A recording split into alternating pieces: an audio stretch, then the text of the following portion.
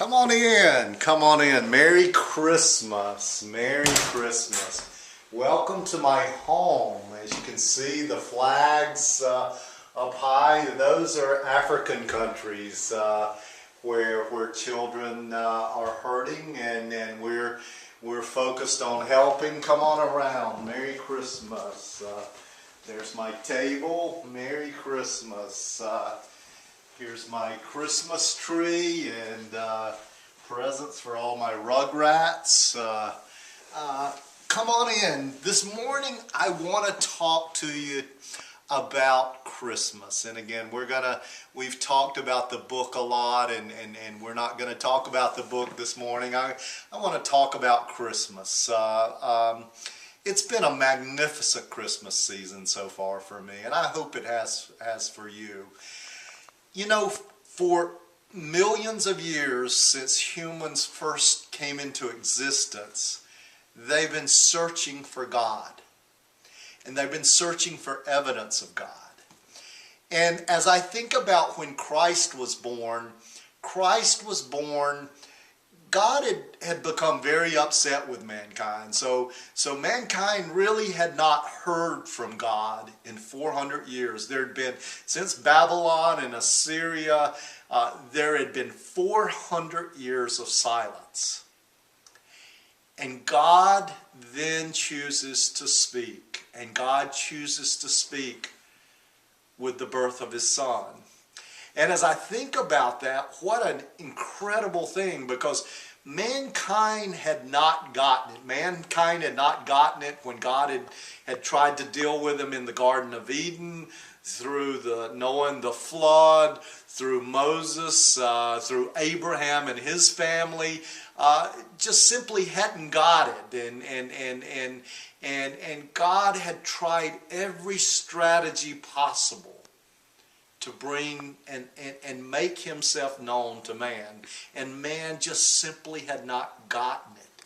And it was almost as if there were 400 years in which God was going, what can I do to make myself known to these rascals? I mean, what can I do? How can I show myself?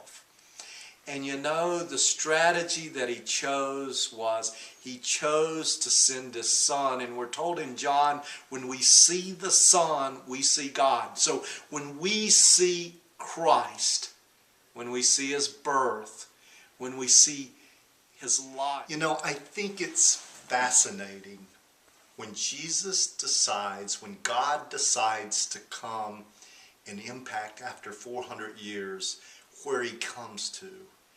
He comes to a poor village, Bethlehem. The Bible says nothing can come good out of Bethlehem.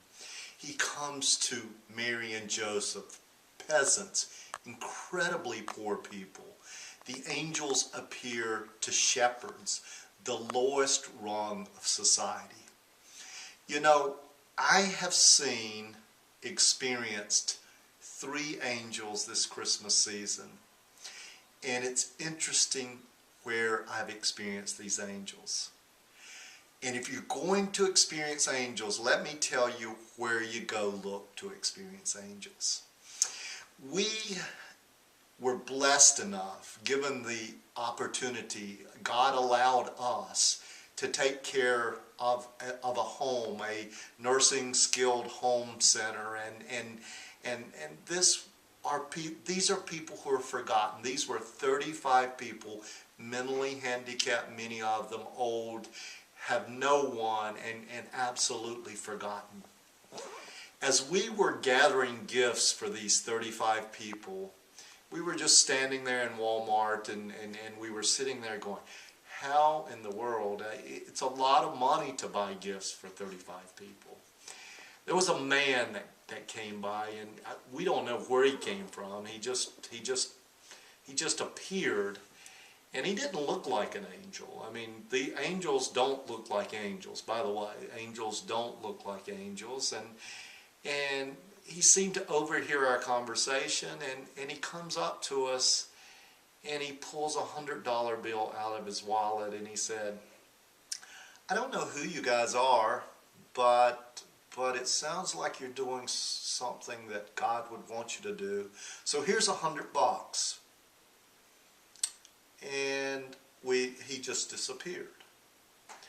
Now, I don't know about you guys, but I don't go up and give $100 to people I don't know. It's just not simply something I do. You know, we got to the nursing home, and the nursing home was incredible. It was an incredible experience. And there was a man there, and he basically couldn't speak. He was a big, tall guy, and he couldn't speak, and you didn't think his mind was all there. And he goes over to the piano, and he begins to play Pachelbel's Canon in D major perfectly. He begins to play Handel's Messiah perfectly. He's sitting there playing Joy to the World perfectly as we're all singing as loud as we can. This man was an angel. We thought he was a resident, but he was an angel. And you know, as we got up, and I love to dance, and we all danced to YMCA, and all the rest us danced. Where do you find God? Where do you find the angels? You find them with the poor. Christ tells us, I'll be there if you want to come see me, but that's where you're going to find me. Finally, the last story is, several years ago, I was in Darfur, Sudan, and there was a child that was brought to me, and this child at the time was 3 years old and starving to death. The child, her name was Abuk, and she was 4 years old and 11 pounds. She was brought to me because they heard that I had some medical credentials. For 3 weeks, I held this child. I was on the sat phone with the pediatric intensive care unit at Baptist Hospital, and we were able to keep this child alive and feed this child, and by the end the child was sitting up on its own. The child was literally hours from death when she was brought to me, an orphan. Well, I just heard this Christmas, I was just given information 2 days ago.